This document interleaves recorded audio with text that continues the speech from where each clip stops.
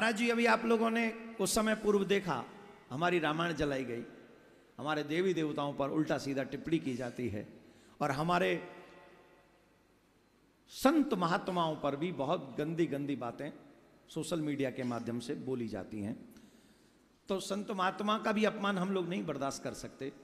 द्वितीय, भगवान का अपमान तो हम कर ही कैसे सकते बर्दाश्त। तो हम लोगों ने एक विचार रखा कि भाई इस निंदा की तर्ज पर एक कानून बनना चाहिए, एक ऐसा कानून जो हमारे ग्रंथों का अपमान होने से बचाए, जो हमारे भगवान की छवियों का अपमान होने से बचाए, जो हमारे संतों का अपमान होने से बचाए। आप सोच रहे होंगे ऐसा क्यों? हमारे सामने बहुत बड़ा दो उदाहरण है महाराज जी अभी के। महाराष्ट्र में संतों को सरेआम मारा गया और इससे हम मुंह नहीं फेर सकते, इससे हम नजरें नहीं छुपा सकते। वही वाली बात है, कुत्ता बिल्ली के पीछे भाग रहा और बिल्ली आंखें बंद करके बैठ जाए तो इसका मतलब यह नहीं कि उसकी जान सुरक्षित है। उसकी जान सुरक्षित नहीं है, तेरी आंख बंद है, कुत्ते की नहीं।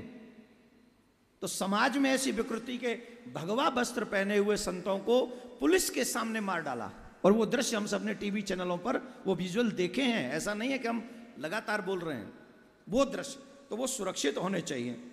तीसरी बात, जब से भारत आजाद हुआ है तब से मात्र और मात्र सनातनियों के मंदिर ही सरकार के अंडर है और किसी का भी पूजा स्थल सरकार के अंडर नहीं है। आई एम नॉट अगेंस्ट, ठीक है, अगर आपको लगता है तो अच्छी बात है, लेकिन एक प्रार्थना हमको सरकार से अवश्य करनी चाहिए, चाहे वो उत्तराखंड की सरकार हो, चाहे भारत की सरकार हो, चाहे किसी भी प्रदेश की सरकार हो। मंदिरों के पैसे से गुरुकुलम बनने चाहिए, वो भी हाई लेवल के गुरुकुलम बनने चाहिए, जिससे हमारी जो आज की पीढ़ी भटक रही है इंग्लिश मीडियमों में जा जाके, जो हमारी बहन बेटियां जब छोटी छोटी बच्चियां भी अननोन व्यक्तियों के साथ नाच रही हैं और घर में उनका व्यवहार देख लो, बेटों का व्यवहार देख लो, क्यों नहीं है? क्योंकि संस्कार नहीं मिल रहे हैं और संस्कार मिलते हैं स्कूलों से। और हमारे यहाँ स्कूलों में अब नाचने की शिक्षा तो दी जाती है, लेकिन अपने माता पिता के चरण छूने की शिक्षा नहीं दी जाती है, विनम्र होने की शिक्षा नहीं दी जाती है।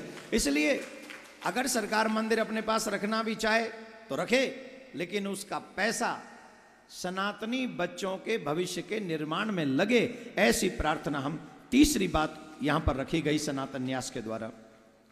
चौथी, महाराज जी, हम दो,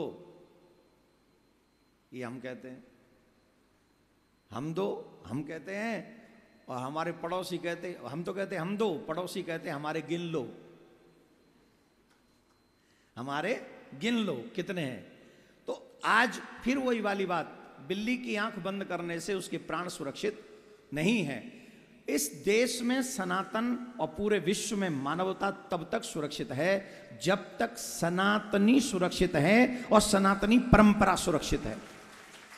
पूरे विश्व में एकमात्र ऐसा समाज, ऐसी परंपरा जहां कहा जाता सर्वे भवन्तु सुखिना सर्वे सन्तु निरामया, कोई दुखी ना हो, कोई परेशान ना हो, कोई भी दुखी ना हो, ऐसा भाव सिर्फ हमारी परंपरा का है। पर सनातनी नहीं बचे तो ये मानवता भी समाप्त हो जाएगी। और सनातनी तब तक बचेंगे जब तक सनातनी बहुसंख्या में हम लोग रहेंगे। कैसे रहेंगे? बहुसंख्या में। और बहुसंख्या में कहां तक रहेंगे? हम दो, हमारे दो तो हम कर ही रहे हैं और आगे वाले हमारे गिन लो कर रहे हैं। तो हमारा बहुसंख्या में रहना बहुत जरूरी है। इसके लिए हमने याचिका भी डाली हुई है सुप्रीम कोर्ट में जनसंख्या नियंत्रण कानून पे। जितना जल्दी हो सके जनसंख्या नियंत्रण कानून होना चाहिए और इस पे कार्यवाही जितना जल्दी हो उतना ही ये देश सुरक्षित है।